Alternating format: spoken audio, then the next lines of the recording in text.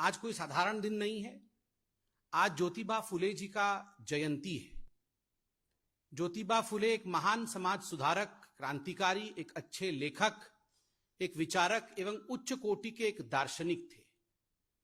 और जिस प्रकार से उन्होंने महिलाओं की शिक्षा, सशक्तिकरण और पिछड़े वर्ग, अनुसूचित जाति, उनके लिए काम किया, ये अपने आप में एक बहुत प्रेरणादायक विषय रहा है। उल्लेखनीय है कि ज्योतिबा फुले जी का सावित्रीबा फुले से 13 वर्ष की आयु में विवाह हुआ और इस दंपत्ति ने, ज्योतिबा और सावित्रीबा ने मिलकर जिस प्रकार से काम किया है, यह अपने आप में इसकी कोई सानी नहीं है। अपने इसी विचार के अंतर्गत कि महिलाओं का सशक्तिकरण होना चाहिए, उनकी शिक्षा दीक्षा उच्चतम भाव से होना चाहिए।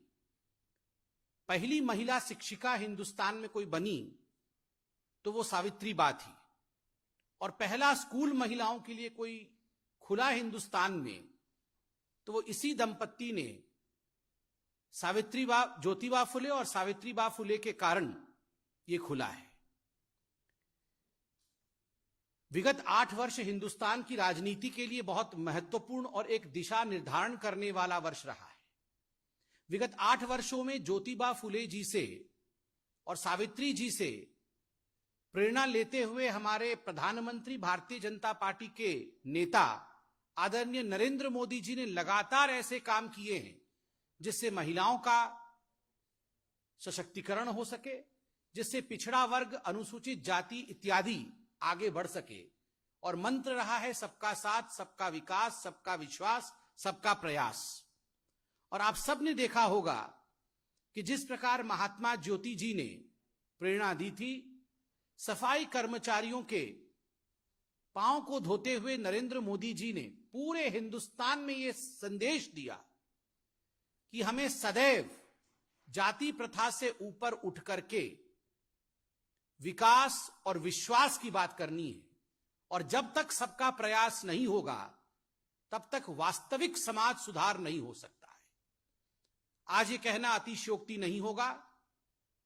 महात्मा ज्योतिबा फुले जिस प्रकार एक समाज सुधारक थे, नरेंद्र मोदी भी वर्तमान के राजनीति में केवल एक राजनेता नहीं है, एक ग्लोबल स्तर के नेता नहीं है, अपितु एक समाज सुधारक के नाते दिन रात वो अथक परिश्रम कर रहे हैं। हाल फिलहाल में पद्म पुरस्कार भी दिए गए हैं। एक बात तो हमारे विपक्षी पार्टी के लोग भी मानेंगे कि इन पद्म पुरस्कारों में जिस प्रकार की भागीदारी पिछड़े वर्ग, साधारण लोगों की और पिछड़े वर्ग से आ रही महिलाओं का रहा है, गांव से, वो अब दिखता है। Not through approach, but because of real talent, these people have been in the line of Padma Awards. ये हिंदुस्तान में बहुत वर्षों तक इसकी कमी थी। नरेंद्र मोदी जी ने इस काम को पूरा किया।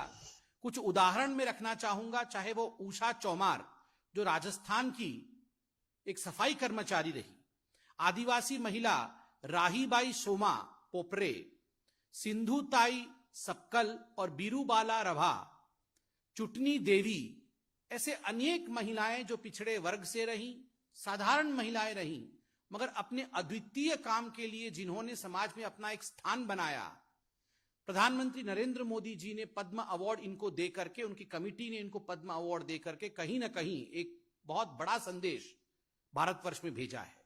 ठीक उसी प्रकार शौचालय, जिसको इज्जत घर कहते हैं, उज्ज्वला योजना, बेटी बचाओ बेटी पढ़ाओ, सुकन्या समृद्धि योजना, पोषण अभियान, मिशन इंद्रधनुष, इन सभी योजनाओं के माध्यम से महिला सशक्तिकरण को एक नए आयाम दिया गया है। एक नए आयाम तक पहुंचाने का काम नरेंद्र मोदी जी ने किया है। जहां तक एसटी कम्युनिटी है, उनके लिए एकलव्य स्कूल के माध्यम से उनको शैक्षणिक माध्यम से उनकी सशक्तिकरण के लिए काम करना और ज्योतिबा फुले जी के स्वप्न को साकार करना, यह भी सरकार ने किया है। प्रत्येक अचूक बातमीचे सर्वात आधी अपडेट्स मिळवण्यासाठी सरकारनामाच्या सर्व सोशल मीडिया प्लॅटफॉर्मला लाईक, फॉलो आणि सबस्क्राइब करा। तसंच सर्व नोटिफिकेशनसाठी बेल आयकॉन प्रेस करायला विसरू नका।